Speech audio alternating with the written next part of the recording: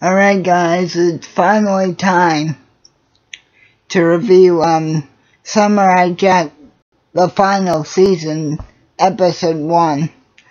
And before I get into it, I just have to say thank you, Genndy Tartakovsky, for finally being able to bring this to us. Because guys, if you tuned into Adult Swim last night at about 11 o'clock Eastern Time, or wherever you are in the world, you are truly part of a piece of history. Because, I'll be honest, I personally never would have thought that we would get to see what we witnessed last night. And I have to say, good job to Genndy and the rest of his creative team, because right from second one, minute one, like year one, it almost feels like Jack never left. So the episode opens with these beetle bots attacking these sort of I don't know what to call them actually. So I guess you could say kind of furry, alien-like creatures, and they're surrounding these poor two creatures here, and all of a sudden, all we see is this masked guy on a bike, basically coming kind of like all badass style, and he basically starts annihilating them as if they were nothing. And after a certain point, the biker's mask is knocked off, and that's when we see a familiar face. That's right, Jack is back.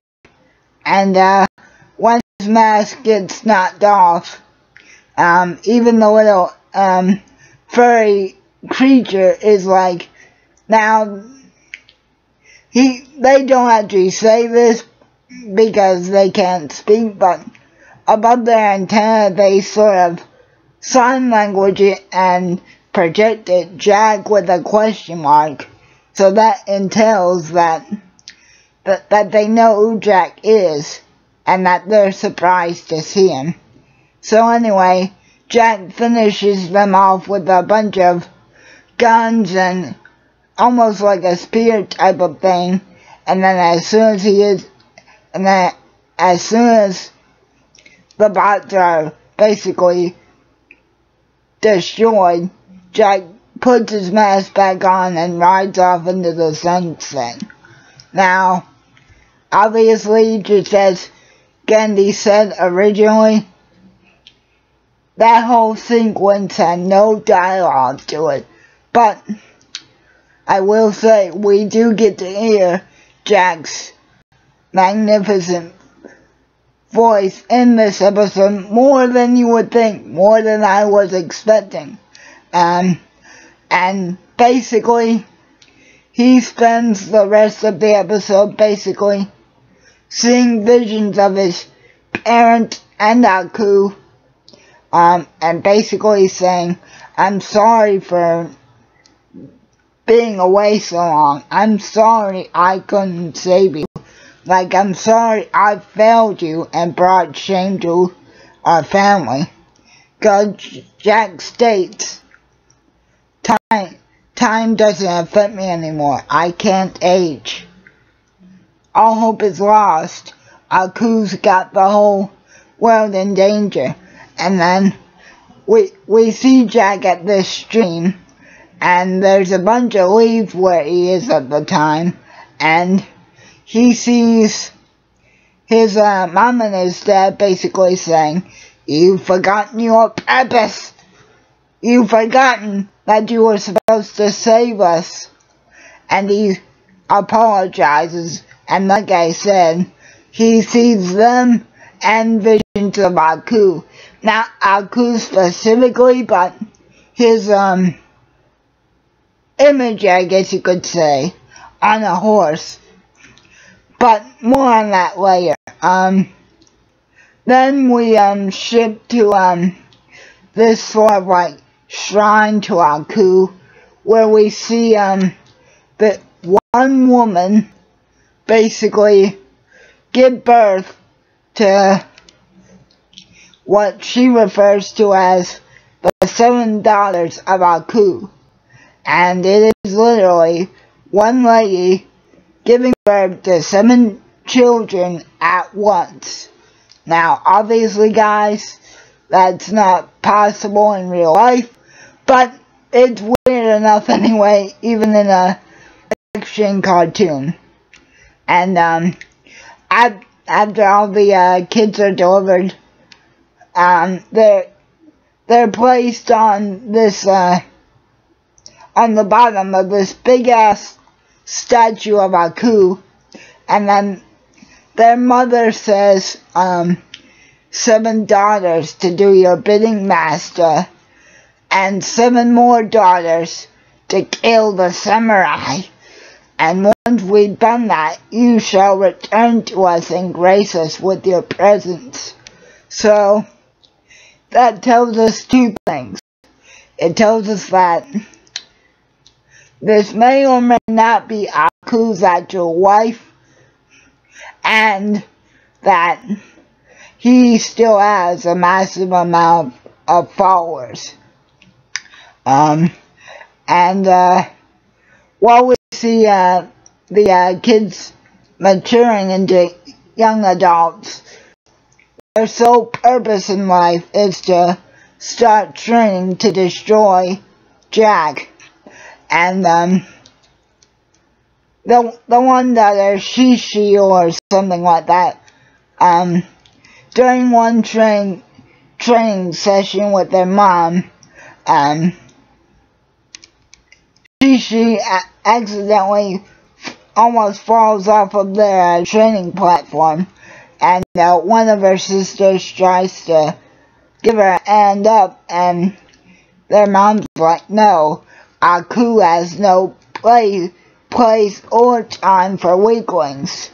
And she repeatedly says to this one child, are you weak? Are you weak? Are you weak? And then the kid just basically manages to spin up and keep going. But this gives us the illusion of 2 things. A, this is actually, in some weird way, shape, or form, Aku's wife and actual children, or this is the main cult of followers that he's managed